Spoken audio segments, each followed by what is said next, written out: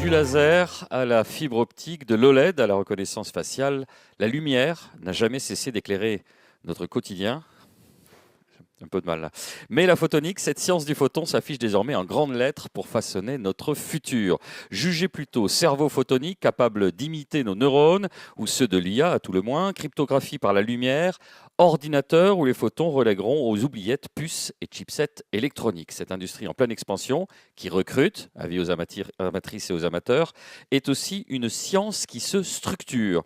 Nous sommes heureux d'accueillir l'un de ses plus éminents représentants. Il s'agit de Marc Siamana, professeur à Centrale Supélec, directeur de la chaire photonique et de l'Institut photonique, qui sera notre guide lors de ce voyage passionnant. Et c'est Loïc Rivalin qui va l'accompagner avec la candeur qu'on lui connaît. Sous vos applaudissements, mesdames, messieurs. Merci Boris Georgelin, je crois. Merci beaucoup. Merci Marc d'être avec nous. On est ravis de terminer, puisque c'est la dernière conférence de ce Paris-Saclay Summit pour parler de photonique. Alors, ma première question, parce que quand on m'a dit Loïc, tu vas devoir parler de photonique, j'ai évidemment découvert ce mot. Donc, mon premier réflexe a été d'aller sur Wikipédia. Désormais, alors j'ai un peu compris. Mon deuxième réflexe, ça a été évidemment d'ouvrir ChatGPT ou le chat de Mistral. Et j'ai un peu mieux compris aussi. Mais surtout, quand je vous ai parlé, j'ai beaucoup mieux compris. J'ai trouvé le voyage passionnant. Mais quand même, un mot sur déjà sur cette science, finalement assez nouvelle, et ce terme de photonique, cette science du photon. Qu'est-ce que c'est que la photonique ? Bonsoir à tous et à tous. Et puis, j'ai un petit slide derrière moi, juste quelques secondes pour vous parler évidemment de la chaire photonique que je dirige à Centrale Supélec depuis maintenant 7 ou 8 ans. L'initiative était en fait de démocratiser et de rendre accessible au plus grand nombre le sujet de la photonique. Donc votre question, Loïc, vient exactement en réponse à une des missions de la chaire. Et puis vous voyez ici l'ensemble des partenaires qui nous soutiennent depuis quelques années. Alors pour beaucoup d'entre vous, probablement la lumière, c'est déjà ce qui a créé ce magnifique logo des Paris-Saclay Summit. Vous voyez cette brume qui vient éclairer un faisceau laser. C'est aussi, elle est même autour de notre table, elle est partout. C'est aussi pour beaucoup d'entre vous l'image de cette vasque qui a passionné tout le monde lors des Jeux Olympiques, qui en fait a été reproduit en fait cette flamme par de l'éclairage laser dans une brume de vapeur d'eau. Mais donc pour beaucoup d'entre vous, la lumière c'est une onde, c'est quelque chose qui vient nous éclairer, qui se réfléchit sur vous, qui nous permet de voir des couleurs, qui aussi vient diffracter, c'est-à-dire qui vient créer des visualisations particulières de surfaces et d'objets, qui donc est utilisé pour animer des bâtiments. Également, la plupart des grands hôtels aujourd'hui, en tout cas des œuvres d'art, sont éclairées de façon intéressante, intelligente. La lumière, c'est aussi quelque chose qui est polarisé. Alors, on ne va pas faire de la physique aujourd'hui, mais ça permet en fait à votre œil et aux animaux d'avoir en fait un certain nombre de propriétés intéressantes dans l'environnement qui nous entoure. Mais la lumière, et c'est là que ça devient intéressant en plus ce soir, c'est aussi un ensemble de petites particules qui sont emmenées dans ce faisceau de lumière, et ces particules, c'est ce qu'on appelle les photons. Et les photons sont c'est ce qu'on voit à droite sur... Alors, beaucoup de gens me disent, mais ça ressemble à quoi un photon ? En fait, c'est une image évidemment artistique. Hein. Voilà. Mais le photon, c'est une particule élémentaire. Il y en a des centaines de milliers dans un milliwatt de puissance d'un laser, donc c'est des quantités importantes. Et ce qui est intéressant dans le photon, c'est que parallèlement à l'onde, le photon, il emmène avec lui de l'énergie. Donc en fait, le photon, il a une force. Et Albert Einstein s'en était souvenu en 1905, puisque dans une des premières expériences qui lui a valu le prix Nobel, Einstein a éclairé en fait une plaque de métal avec un rayon lumineux, et il a observé que des électrons étaient arrachés de la plaque et créaient un courant électrique. Alors ça a donné naissance derrière à ce que vous connaissez aujourd'hui avec les panneaux solaires et l'effet photovoltaïque. Mais donc les photons, c'est une force. Ça peut même déplacer des petits objets.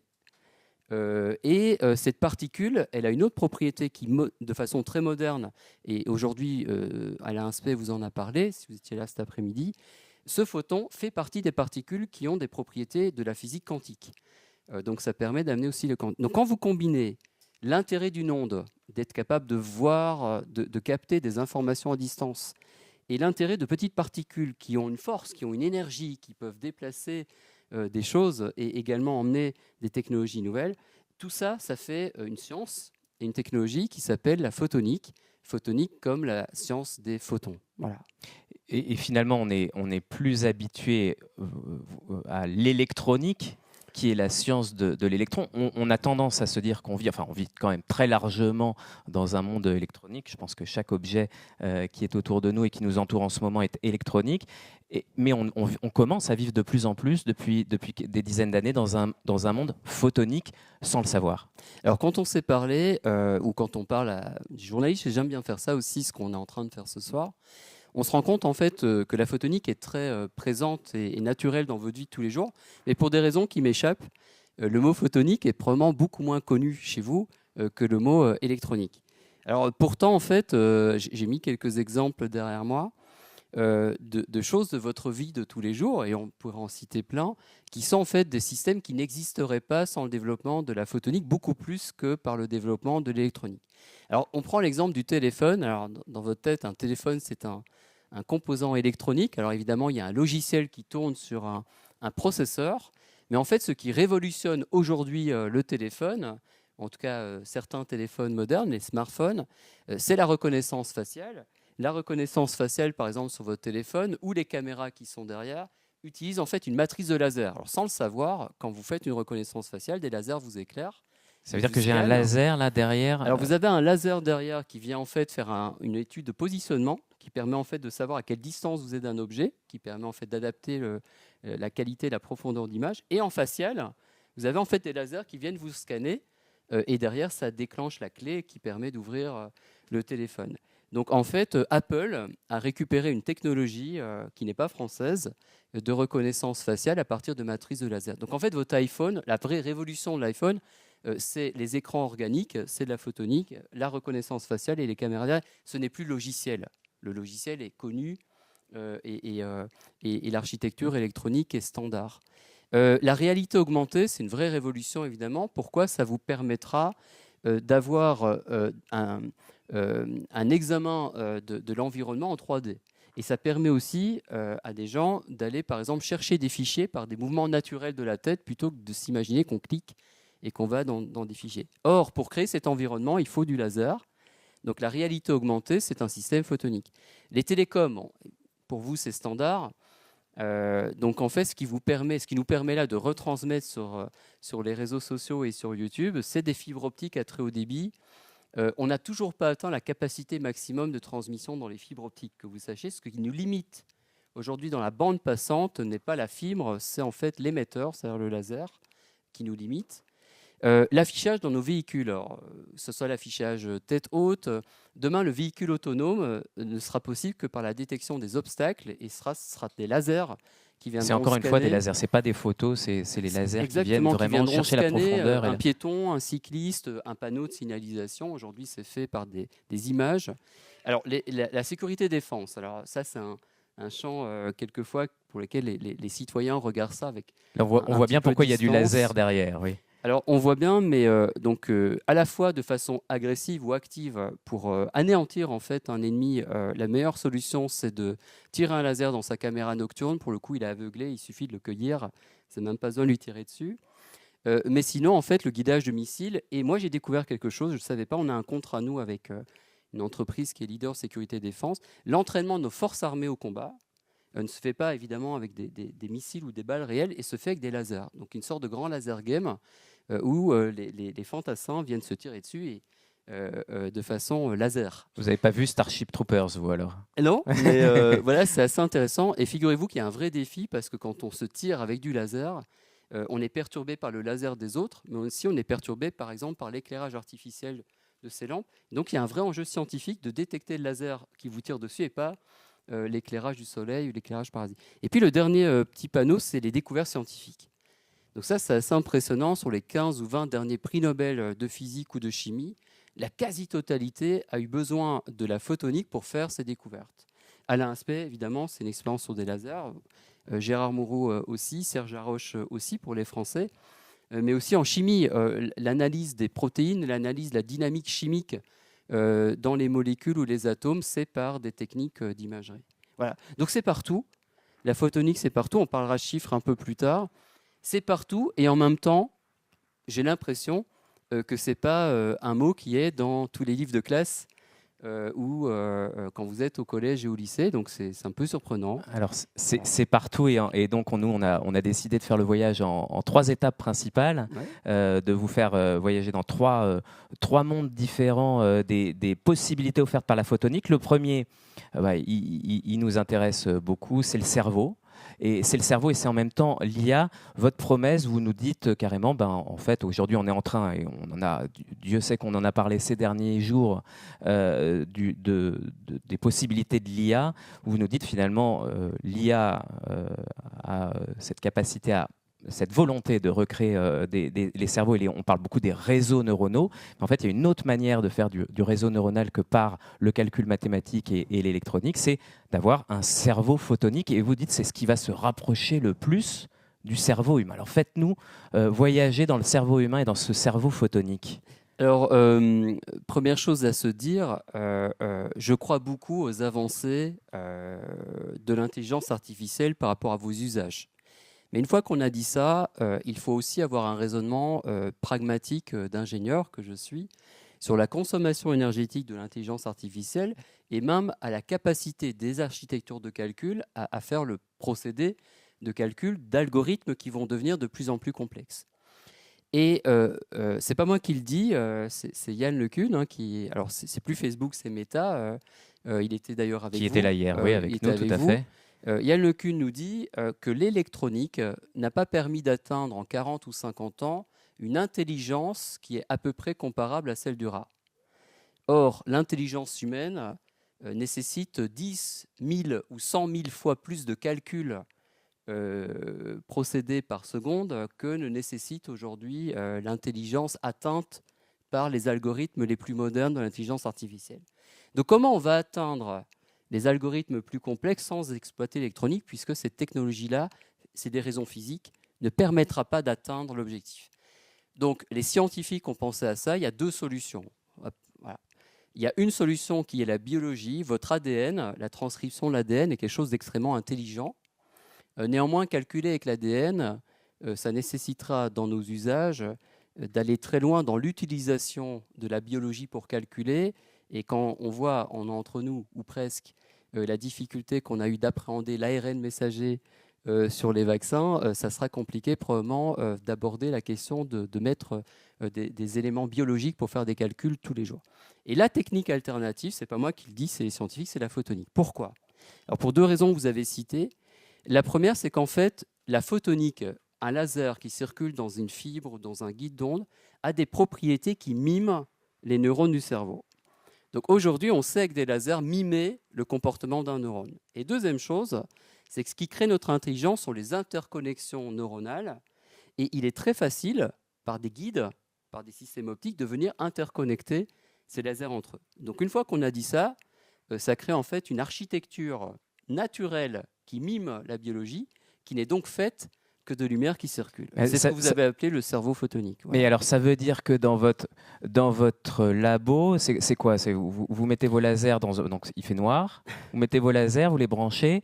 Alors, ça représente. J'ai oublié pas. Donc juste Loïc. Donc ça, c'est ce que je vous disais.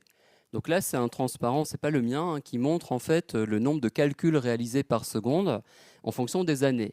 Et vous voyez, tous les points sont des avancées de l'électronique. Et vous voyez qu'il y a un trou qui nous sépare de cerveau humain. Et ce trou-là, il ne va pas être comblé par l'électronique, et d'où la photonique. Alors, par rapport à votre question, Loïc.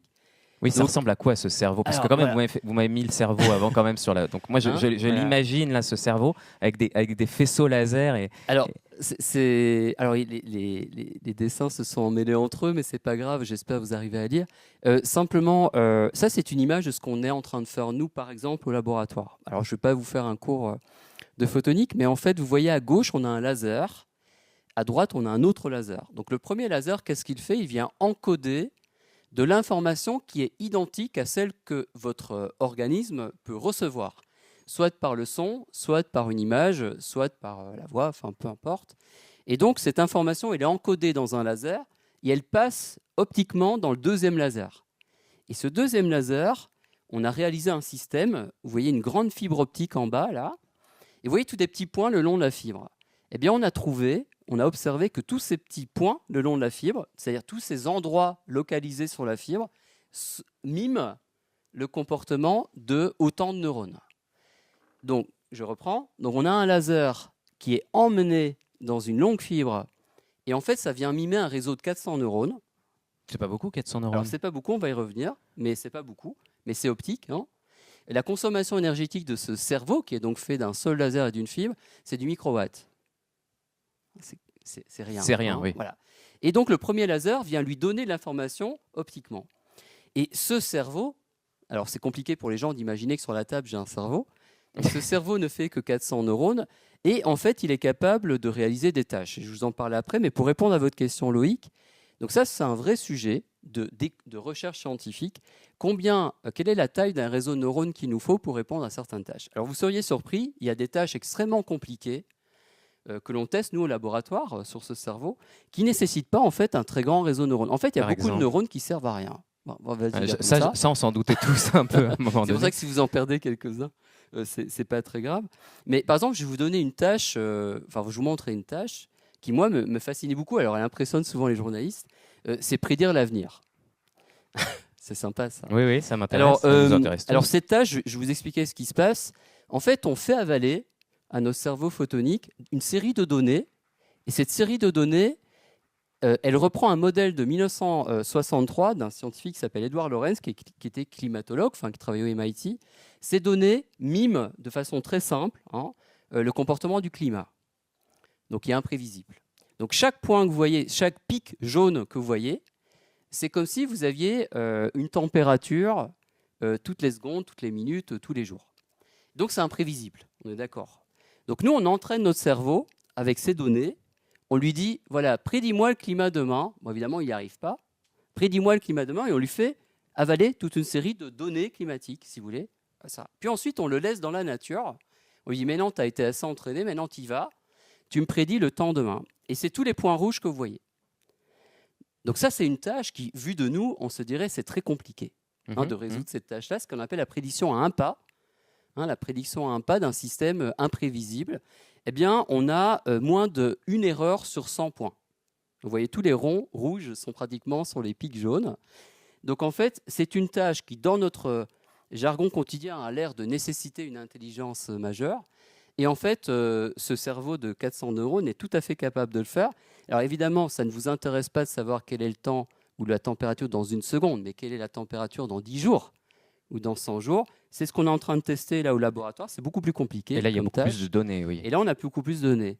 Alors, cette tâche-là, elle intéresse les journalistes et elle n'intéresse peut-être pas les industriels.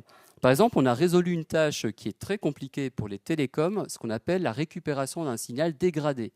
Donc, quand vous envoyez un signal ou une chaîne de télévision, comme ici, à distance chez vous, elle passe en fait dans un canal qui est soit une fibre ou l'air, et ça dégrade le signal, ce qui fait que vous ne le trouvez plus de la bonne qualité, et du coup, vous ne le décodez plus.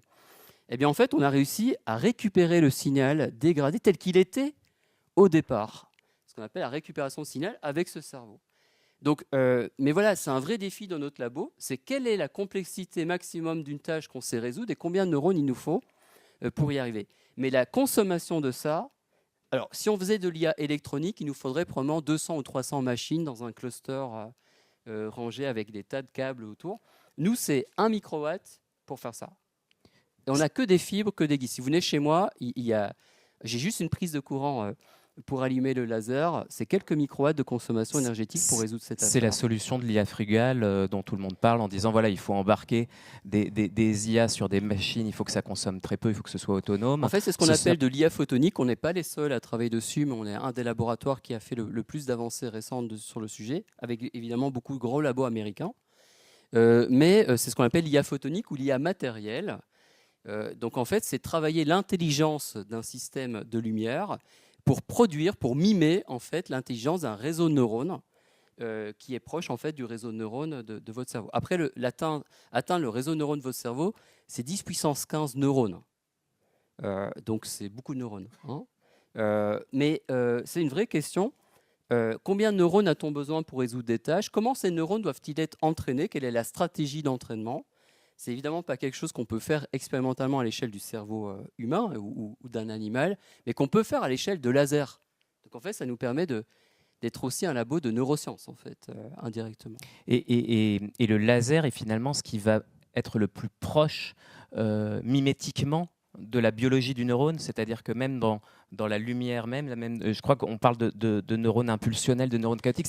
On sait aussi que notre cerveau, c'est pas une pure machine qui calcule, que chaque neurone, c'est pas une pure machine parfaitement rodée. Donc en fait, quand une information arrive sur un neurone, le neurone vous répond. C'est ce qu'on appelle une réponse sous forme d'une sigmoïde. C'est la fonction mathématique. En fait, c'est deux scientifiques qui s'appellent Hodgkin et Huxley qui ont inventé un modèle à partir du poulpe géant, du giant squid. Et en fait, ce modèle mathématique qui existe depuis les années 60, il y a un système physique qui est tout à fait capable de le reproduire exactement, c'est le laser. Donc en fait, si vous entraînez bien un laser, quand il vous répond à une impulsion, il fait le même signal que la réponse d'un neurone. Donc ça explique, entre guillemets, un petit peu cela.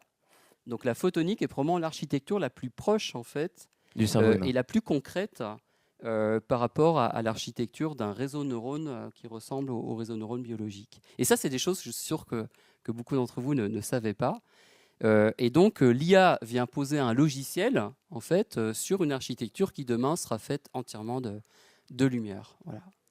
Deuxième cas d'usage, cette fois-ci, la lumière qui devient le photon qui devient un peu notre garde du corps. Alors, on parle beaucoup de cryptographie avec le quantique.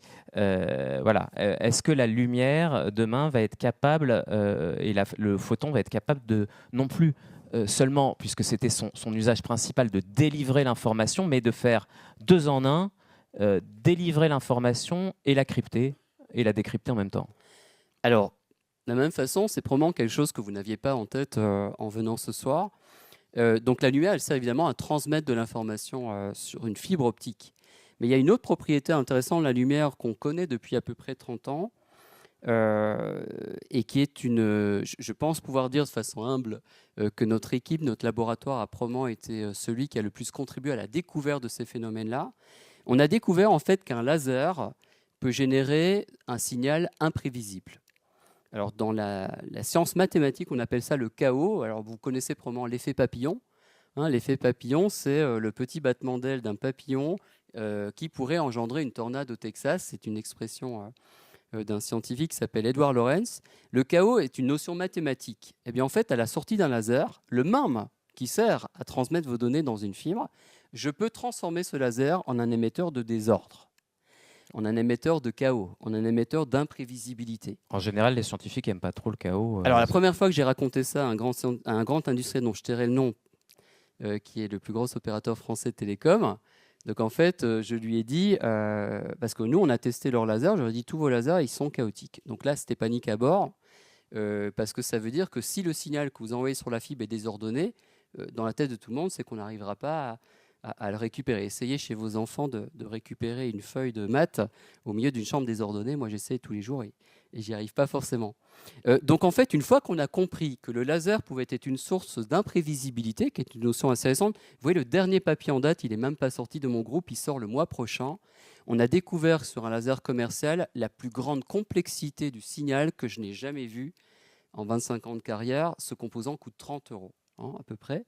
Et il génère une complexité qu'aucun signaliste ou aucun spécialiste du signal n'arrive à décortiquer.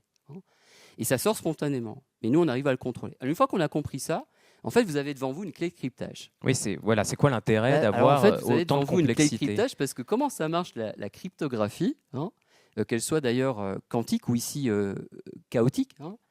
L'idée, c'est en fait de transmettre un message entre Alice et Bob. C'est généralement l'exemple qu'on prend. Et Je en vous fait, confirme, on a déjà vu un ou deux Alice et Bob dans vous les avez conférences. vu plein d'Alice et Bob. Oui, voilà. on a vu Alice et Bob, c'est toujours les mêmes.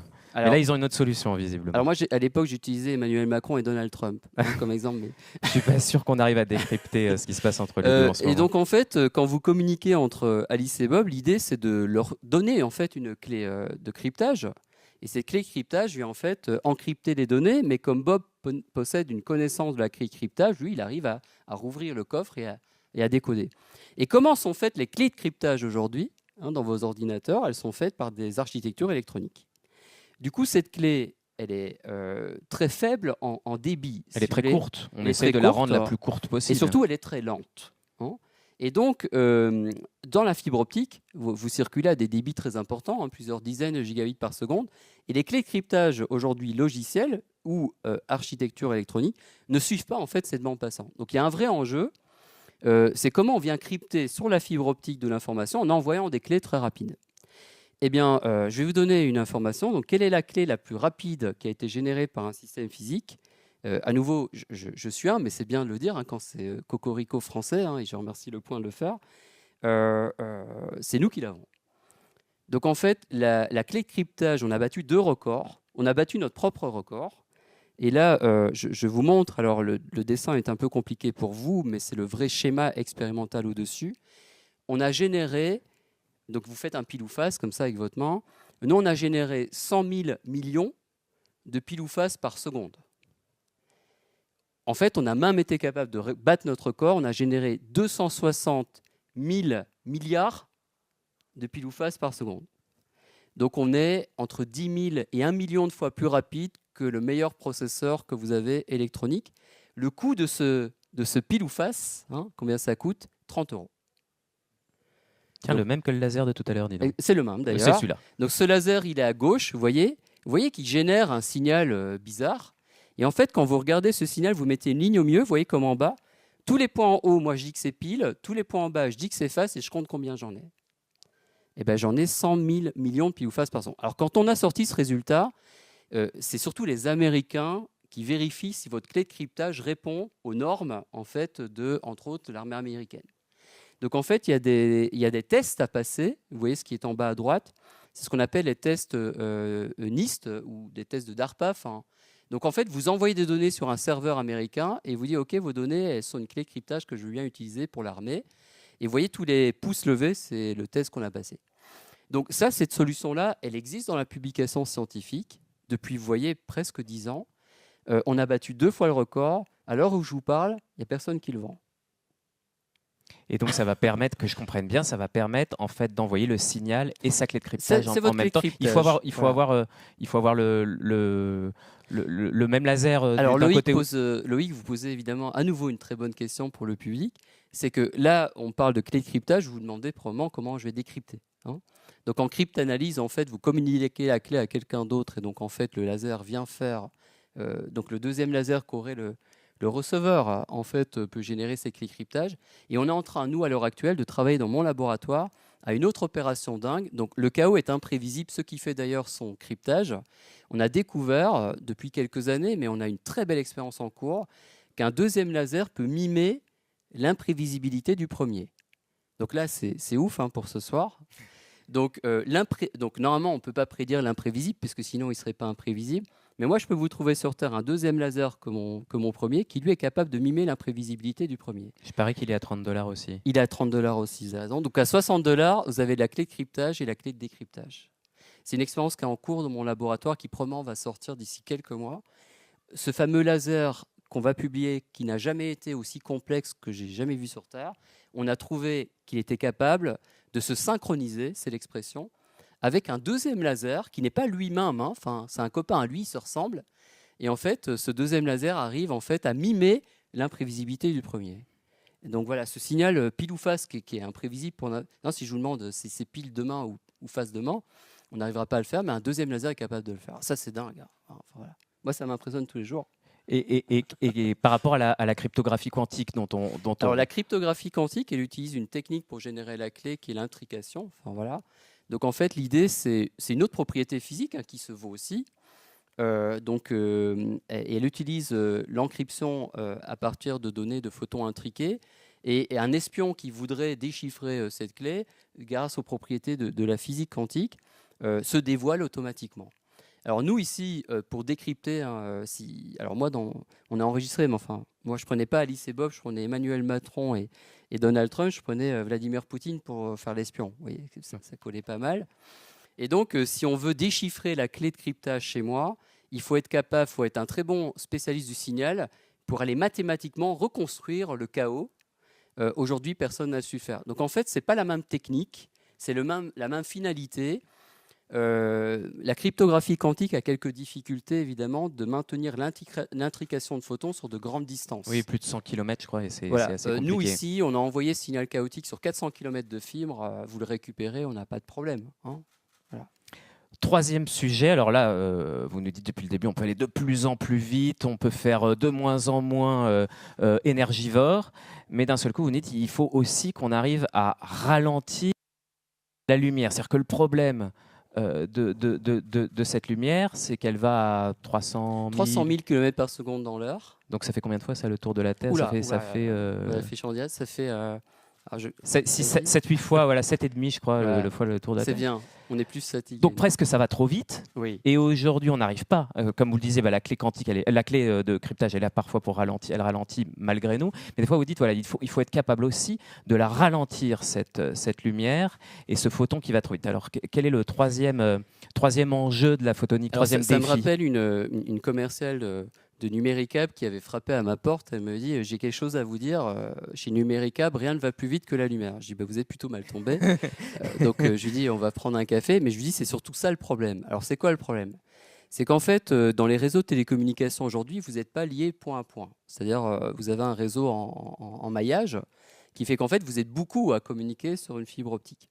Or, comment on sait finalement que votre message va arriver au destinataire? C'est par l'intermédiaire de routeurs. Donc ces routeurs, qu'est-ce qu'ils font? Ils viennent regarder la trame d'informations qui circule, ils lisent l'adresse et ils vont dans ce qu'on appelle une table de routage et ils regardent en face de cette adresse vers quel port de sortie il faut aller. Or, comme dans la fibre optique, les impulsions circulent à peu de choses près, à quelques centaines de milliers de kilomètres par seconde, on n'est pas capable, si vous voulez, de lire l'adresse aussi vite que ça. Un routeur ne peut pas le faire.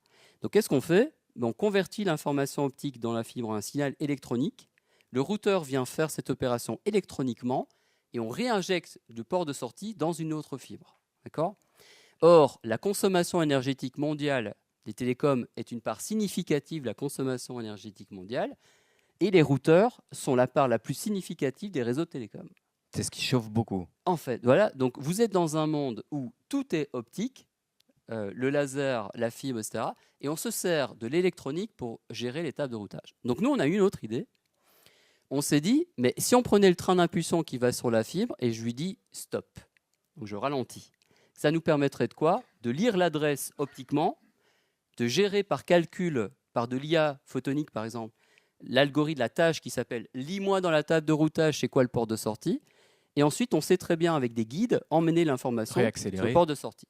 Donc le problème principal, c'est comment on ralentit la lumière. Et donc pendant longtemps, en fait, on savait qu'on savait le faire. Si vous regardez la lumière qui va dans l'eau, elle va moins vite que la lumière qui va dans l'air. Mais c'est un facteur 3, 4, 5, 6, 7, 8, 9, 10. Et nous, au laboratoire, vous voyez une image ici d'une impulsion. Alors, elle est assez moche, ce n'est pas la meilleure qu'on a, mais c'est la verte. Non, vous êtes dur, c'est beau. Non, voilà. c'est beau. Donc, la verte est une impulsion qui est rentrée en fait, dans notre système. Et la rouge, c'est celle qui est dans mon système. Donc vous voyez que la rouge, elle est arrivée à la sortie du système après la verte, donc elle a été retardée. En calculant le temps de retard de cette impulsion et la distance qu'elle a parcourue, on sait dire à quelle vitesse elle s'est propagée. Eh bien, mon impulsion, qui devait aller à quelques centaines de milliers de kilomètres par seconde dans un système optique, a été à quelques mètres par seconde.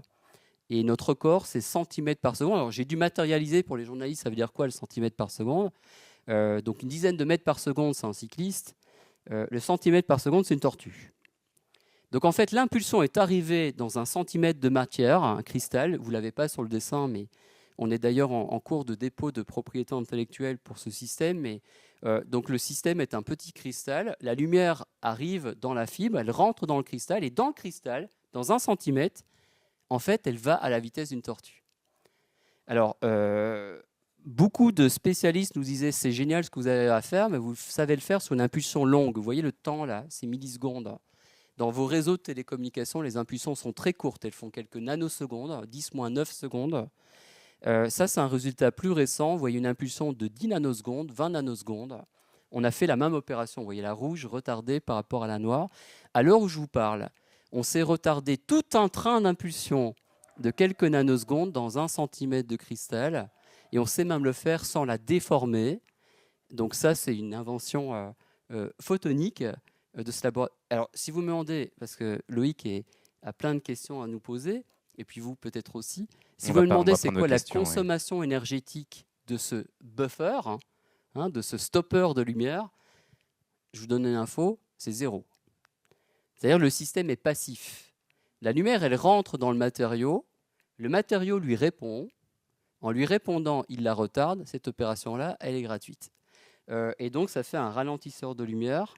Et ce ralentisseur de lumière, c'est la première strate, vous l'avez compris, d'un routeur entièrement optique qui viendrait faire derrière une lecture d'adresse optique sur une impulsion ou un train impulsion retardé. Ça, je suis sûr qu'en venant ici, vous dites à quoi ça sert de ralentir la lumière. Ça sert entre autres à la traiter. Il y a plein d'autres systèmes physiques qui font ça. Nous ne sommes évidemment pas les seuls, mais il y a une vraie petite compétition mondiale sur ce sujet de sortir un routeur entièrement optique au lieu des routeurs électroniques qui sont aujourd'hui exploités. On notera aussi au passage que vous allez mettre des diamants dans les fibres optiques, donc je crois qu'on va encore avoir des vols de fibres optiques et de plus en plus nombreux si vous nous mettez quelques diamants là-dedans. Alors le poids carbone de la photonique, vous en avez beaucoup parlé. Une dernière question avant de passer aux questions du public. Le poids dans l'économie de la photonique, parce qu'on parle tout le temps du nombre de marchés potentiels, enfin d'un marché qui est en train de se créer pour l'IA. On parle de toutes ces offres d'emploi formidables dans le domaine de l'IA. Aujourd'hui, ça représente quoi la photonique et est-ce que c'est bien structuré en France? Alors la photonique aujourd'hui, c'est à peu près 1100 entreprises, c'est 70 000 emplois directs. C'est 12% de création d'emplois sur les 5 dernières années, ce qui en fait le secteur industriel le plus productif d'emplois de tous les secteurs, de toutes les filières industrielles françaises. Mais c'est partout, c'est-à-dire c'est dans toutes les industries. Alors, de photonique. Oui. Voilà, donc c'est 12% d'augmentation d'emplois, c'est 8000 postes par an, alors qu'on ne forme que 1000 apprenants en photonique chaque année. Donc vous voyez qu'on a un gap important à franchir. C'est beaucoup d'inventions, beaucoup de potentiel de créativité. C'est une trentaine de startups tous les mois qui sont inventées ou créées, dont beaucoup d'ailleurs à Paris-Saclay. C'est des esprits d'entrepreneuriat chez nos étudiants. Donc voilà, c'est toute une filière qui se crée. Et par rapport à votre question, elle est structurée en France par... alors nous portons un institut de photonique avec la chaire photonique. On a aussi des filières industrielles autour de Photonics France qui rassemblent les adhérents de la photonique. Mais par contre, comme on est très nombreux à faire cette structuration à petite échelle, on manque probablement un petit peu de visibilité collective globale. Et puis surtout, il y a la démocratisation du mot. Je suis beaucoup en train de travailler pour qu'on amène dans les classes de primaire, de collège, de lycée, le mot photonique. C'est ça en fait. Vous savez, nos jeunes, ils apprennent le signal en collège ou en seconde. Ils apprennent la notion du temps, de fréquence. Personne leur parle de comment le signal est porté demain. Il sera porté demain par la photonique. Donc en fait, on est en train de travailler un petit livre pour les enfants. Enfin voilà. Moi, j'ai même de demandes d'intervenir en classe maternelle. Il y a des gens qui me demandent d'intervenir en classe maternelle. On a fait des petites expériences très sympas. Et voilà, quand même, vous avez 3 ou 4 ans, ça va appréhender des expériences et ça vous marque toute une vie. Voilà. Et on va voir si notre public est au niveau de vos maternelles qui ont appris plein de choses grâce à vous. Merci Marc Siamana. Merci beaucoup. Et on va prendre vos questions. Monsieur, on vous donne un micro et ensuite monsieur derrière. Bonsoir à tous, Christian Fabrice, apprenti ingénieur mécatronique système embarqué, robotique industrielle Estia sur Bidart. J'ai une question pour Monsieur Marc. Parlez bien dans le micro. 3 questions. La première. 3 seulement? Ouais, 3 3 uniquement. Est-ce que les jumeaux numériques contiennent des applications de la photonique? Les jumeaux numériques? Oui. Alors c'est quoi les jumeaux numériques? Les digital twins? Oui, Ouais. alors voilà, tout ce qui tourne autour de l'aide, de l'assistance à la conception et aux jumeaux numériques, il faut forcément utiliser des techniques aussi de réalité augmentée. Donc derrière les techniques de réalité augmentée, vous allez retrouver forcément des enjeux d'imagerie, des enjeux de photonique. Donc voilà, forcément, on est très impliqué dans la question des jumeaux numériques qui est beaucoup utilisée dans l'industrie en général. Ouais. Effectivement. La deuxième, est-ce qu'on peut dépasser la limitation de la transmission des informations par fibre optique ou bien on a besoin d'un autre matériau pour ces transmissions-là? Alors c'est une très bonne question. Alors en fait, aujourd'hui, la capacité de transmission dans les fibres optiques nous suffit largement. Donc en fait, ce qu'on est capable de faire aujourd'hui répond à un certain nombre de besoins. Néanmoins, alors comment ça marche aujourd'hui? C'est qu'on multiplexe l'information, c'est-à-dire on vient mélanger chaque utilisateur à l'intérieur du canal, et la capacité totale de la fibre permet de gérer toutes ces encapsulations de messages. Néanmoins, on essaie de travailler demain pour le terabit par seconde. Donc aujourd'hui, l'enjeu, c'est de passer du 10 gigas à 100 gigabits par seconde. Alors chez vous, ce n'est pas forcément le cas, mais demain au terabit par seconde. Et pour passer au terabit par seconde, on est en train de chercher s'il n'y a pas moyen de mélanger l'information dans le temps, dans la fibre, des impulsions, mais aussi dans l'espace. C'est en fait la fibre capable de gérer des formes d'ondes qui ne sont pas nécessairement celles qu'on connaît aujourd'hui, qui viendraient mettre de l'information spatialement à différents endroits à l'intérieur de la fibre et en même temps de les moduler dans le temps comme on le fait aujourd'hui. Et ça nous permettrait d'augmenter la capacité de transmission sur les fibres optiques. Voilà. C'est de la 5G là? Alors, on est bien au-delà là. Alors la 5G, alors je vous le dis à tous, donc quand on dit 5G, ça utilise les ondes radio. Ce que les gens ne savent pas, c'est que derrière la 5G, vous avez des antennes radio, mais derrière les connexions entre les antennes, vous avez des liaisons par fibre optique. Donc en fait, il n'y a pas de 5G s'il n'y a pas de photonique. Mais la 5G, ce sont des ondes radio. Voilà. Mais derrière, il y a des fibres optiques. Donc, et pour sortir, chaque jour, on perd 10 000 neurones. 10 000. Est-ce que le cerveau... Moi, j'en perds plein. Est-ce que le cerveau, avec les neurones laser, est-ce qu'il pourra aussi reproduire la même démarche, donc perdre, gagner, donc apprendre un peu tout seul, dans cette globalité-là? Alors ça, c'est une question, je ne sais pas comment dire, $1 milliard. Donc c'est une très bonne question. Donc en fait, alors déjà, on est en train d'apprendre tous, je ne veux dire pas que les photoniciens, comment on matérialise la réponse d'un système neuronal à des tâches de plus en plus complexes. Ce n'est pas une question qui est résolue aujourd'hui. Ensuite, ce qu'on va essayer également de comprendre, c'est quel rôle joue l'interconnexion entre les neurones. Par exemple, il y a des gens qui souffrent d'une dégénérescence neuronale. En fait, on se rend compte que c'est des parties du cerveau qui ne sont plus synchronisées. Vous savez, les neurones ne sont plus connectés. Ça, nous, on peut mimer à l'échelle d'un laboratoire photonique. Donc, en fait, on peut regarder ce qui se passe quand on vient débrancher en fait, toute une série de neurones et voir en fait comment le réseau réagit. Et aussi la topologie du réseau, c'est comment ces neurones sont connectés. Donc ça, c'est assez facile à faire, je veux dire, à l'échelle d'un système photonique, pour regarder ça de façon intéressante. Mais en fait, je ne vous l'ai pas dit, mais quand des journalistes viennent nous voir, et vous êtes bienvenus, il faut juste prendre le train et venir à Metz, mais je serais ravi de vous accueillir. Généralement, on a une journée par mois, on accueille du grand public, spontanément. Si vous venez, par exemple, on crée des tsunamis de lumière aussi. Ça, c'est un sujet très intéressant. Donc, on crée des ondes extrêmes à partir de lasers pour comprendre comment dans la mer, ces ondes extrêmes se produisent. Or, les expériences dans la mer sont évidemment très compliquées à faire ou en bassin hydraulique. Nous, en fait, avec des lasers, on peut mimer mathématiquement ce qui se passe quand tout d'un coup, vous avez une onde extrême qui serait sur la mer et quand est-ce qu'elle disparaît, la rareté de ce phénomène. Donc, vous voyez, toutes vos questions sur la forme du signal, sur le neurone, on sait le faire aujourd'hui à l'échelle d'un laboratoire. Mais c'est des questions non résolues. Voilà. On va prendre une dernière question, c'est monsieur. Oui, je reviens au sujet du réseau de neurones. Là. J'ai du mal à faire le lien avec ce qu'on peut connaître de réseaux de neurones entre guillemets classiques.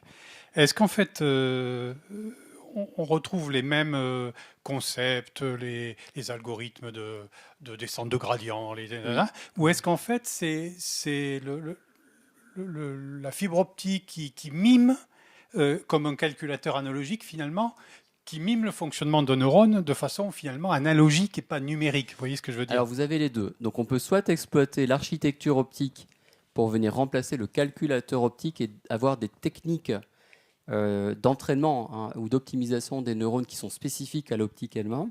Mais par exemple, dans l'exemple que vous avez, derrière, il faut lire l'information et l'entraînement de nos neurones photoniques se fait avec les mêmes techniques que celles avec lesquelles on entraîne les neurones, les réseaux de neurones artificiels. Donc la méthode de gradient descendant que vous avez citée.